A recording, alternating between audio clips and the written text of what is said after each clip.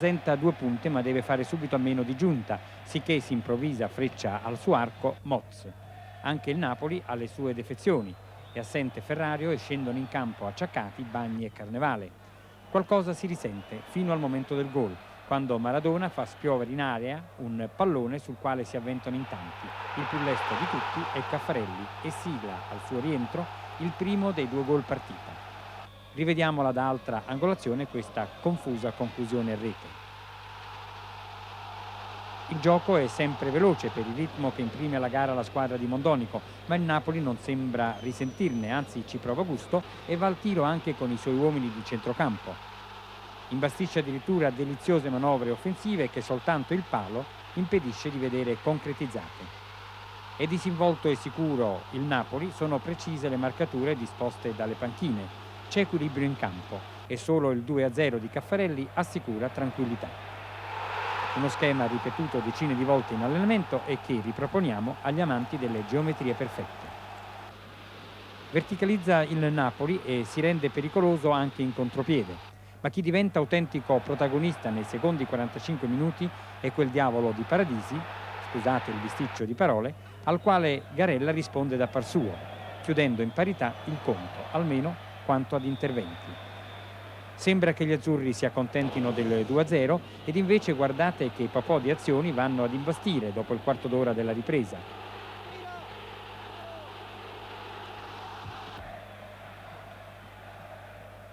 Questa tutta a volo e addirittura da manuale. Il San Paolo si infiamma. Arrivano le notizie delle sconfitte di Roma e Juventus. Esultano persino i neonati. Il Como teme il peggio e reagisce, prima con Moz e poi con Guerrini che prova un paio di volte dalla lunga distanza. In tribuna c'era l'abate dell'ufficio inchieste. Tutto ok, ha detto l'inquisitore. Negli spogliatoi champagne freddo per tutti e finalmente un Maradona sereno e sorridente. Diego, prima di partire per l'Argentina, vorrei che tu lasciassi così un messaggio, lasci innanzitutto il Napoli imbattuto e primo in classifica, un messaggio agli sportivi italiani attraverso i microfoni della Domenica Sportiva.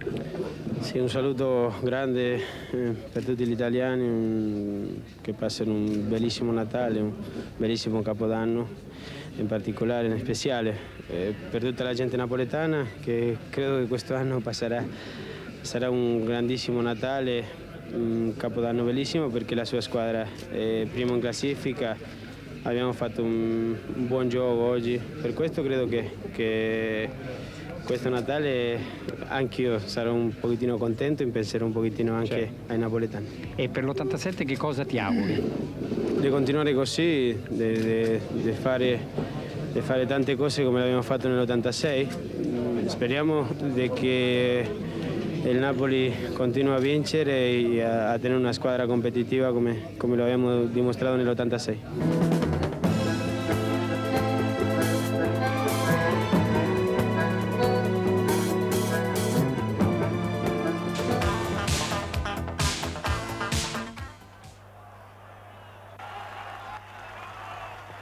Ecco Monelli, appena è il tempo di entrare, beccarsi una munizione e andare in gol.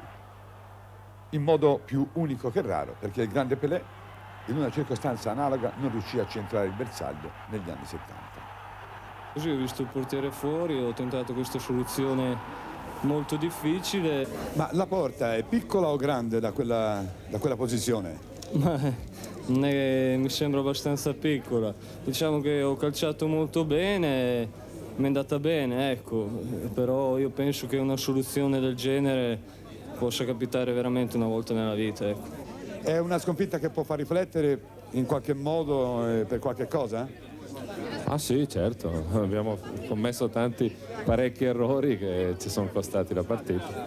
D'altronde nel calcio quando si sbaglia si paga, ed è giusto così. E allora dove ha sbagliato questo straordinario, spettacoloso Napoli? Non è neanche difficile. Ha sbagliato usando il cuore al posto della testa. Già, squadra disposta per ragionare, con l'unica punta effettiva Carnevale in panchina nel primo tempo. È stata costretta dal micidiale 1-2 iniziale Diaz-Antonioni a rincorrere risultato e bella figura. Lo stadio imponente per folla e per denaro, 900 milioni e passa, anzi 966 milioni 290.541 lire in incasso, all'ordo si intende. Dunque Romano alla tattica, Giordano arretrato, Caffarelli di spola, Maradona bel libero lui di sciorinare spettacolo e anche gol possibilmente. Il resto compattato per non prendere gol invece, perché nessuno, Bianchi compreso, credeva nella classifica dei 9 punti, classifica bugiarda dei Viola, che avevano a loro volta preso contromisure. Trappola per Maradona, per esempio, una sorta di mini zona Gentile Oriali con il francobollo contratto. Nessuno credeva infatti alla stanchezza per i voli transoceanici del fuoriclasse argentino-napoletano.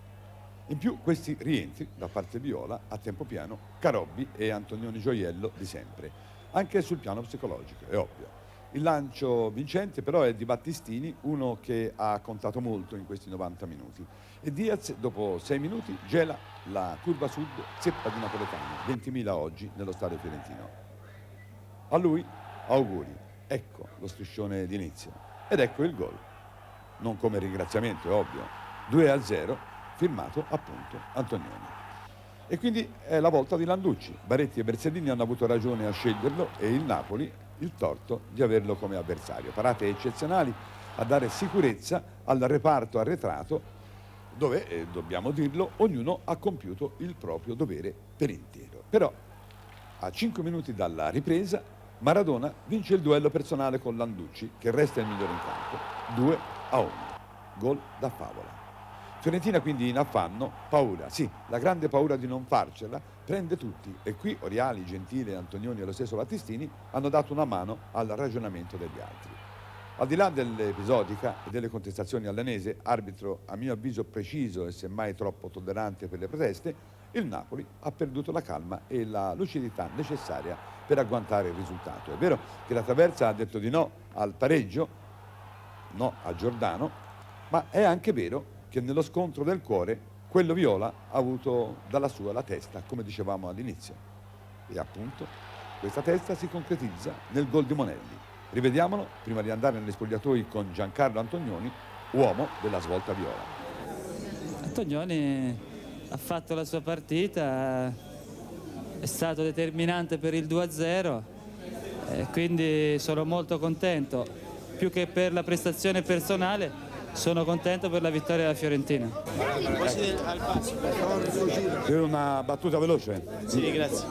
Bene, si potrebbe dire che Maradona oggi non è bastato al Napoli, anche se ce l'ha messa tutta, no? Un gol alla grande e altri gol magari che non sono venuti. No, credo che il Napoli ha sbagliato nel primo tempo, però nel secondo tempo meritava il pari. Non abbiamo potuto e pazienza. Credo che il campionato comincia per noi adesso, a parte che credo che oggi abbiamo capito che stiamo giocando contro di tutti.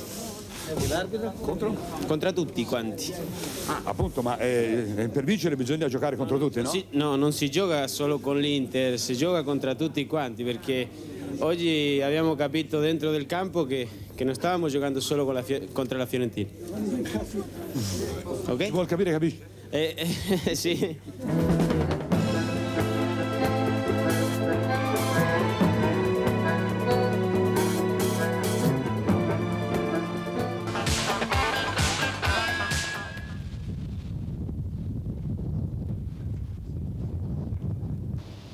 Mare Forza 8 nel Golfo, Napoli Forza 9 al San Paolo. Ma quale Napoli? Questo.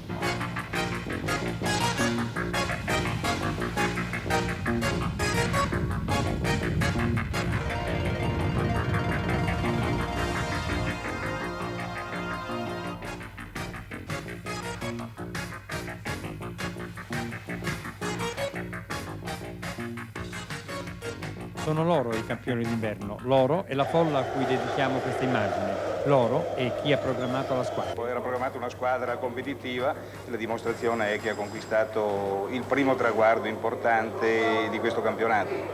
Sofferto il platonico mini scudetto perché l'Ascoli per 59 minuti offre una sapiente resistenza e nonostante la regia egregia di Romano, laddove non riescono le entrate a scivolone dei tanti difensori ascolani, a fermare Maradona e compagni ci pensa Pazzagli. Lo spettacolo proprio non lo si può pretendere. La pioggia flagella il San Paolo come molti altri campi. Più facile difendere che costruire e Castagnier lancia messaggi precisi, non proprio di ricorrere a questi falli, ma certamente di non lasciare spazi. Ma i falli sono puniti e Maradona fa tremare i bianconeri. Col trascorrere dei minuti lo 0-0 impensierisce sempre più, anche perché alla mezz'ora l'Inter diventa temporaneamente campione d'inverno.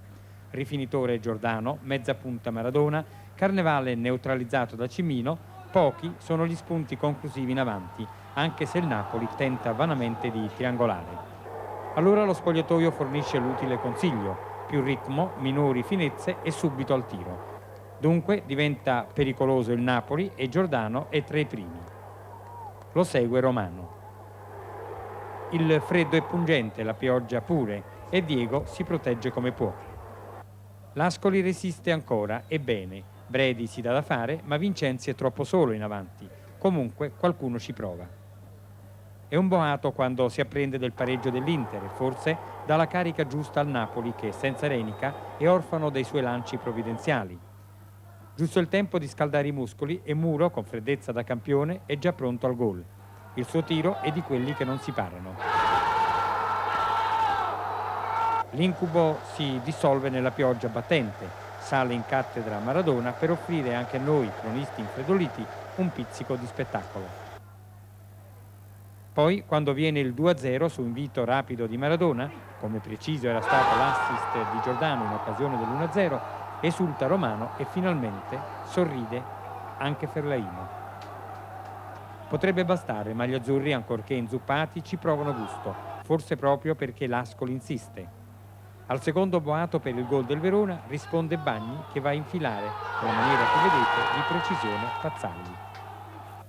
Sarebbe un peccato subire un gol che Bonomi, tra i più sguscianti, potrebbe andare a segnare. Garella para alla sua maniera e dice di no. Diego, Sivori è stato un difensore del Napoli alla domenica sportiva e ha avuto ragione forse alla fine. Oggi siete campioni d'inverno, potreste essere poi campioni d'Italia. Speriamo. Io non vorrei parlare ancora di scudetto.